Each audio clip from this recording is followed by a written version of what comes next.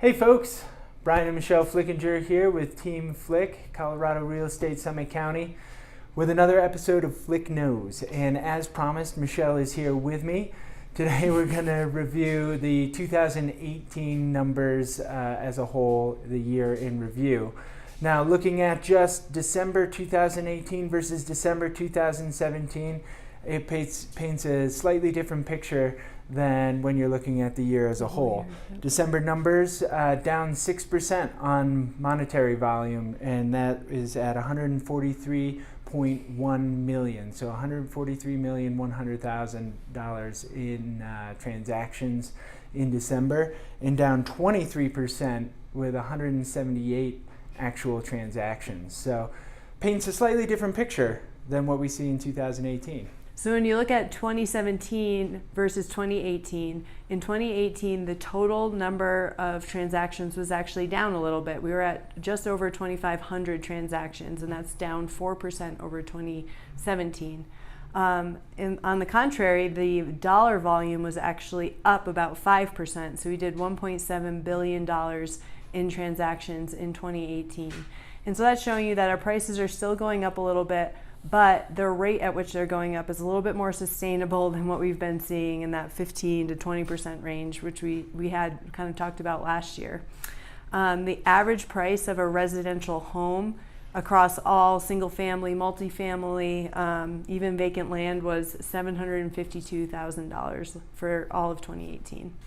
So when we're looking at just the price of a single family home, the average price of a single family home in 2018 here in Summit County was $1.142 million, and that's up 5% over 2017. The average price of a multifamily home, so condos, townhomes, duplexes, that was at $523,000, which is up 10% over last year. And then vacant land was at $366,000, and that is actually up 13%. So we saw a little bit bigger increase in that vacant land in multifamily, and then kind of that 5% range for those single family homes. Yeah, so what does this mean for you in the market here? And I think basically we're heading into a more normalized real estate market. You know, a year ago, not even a year ago, 6 months ago, we were on our knees begging for more inventory because as buyers, we were sitting there, we're like in competitive situations all the time. Now, that's great news for sellers right there, but buyers are in competitive situations. So we're going to probably see more inventory coming on the market here. Hopefully that means that, if you've been waiting for that perfect property, now's the time when it's going to be hitting.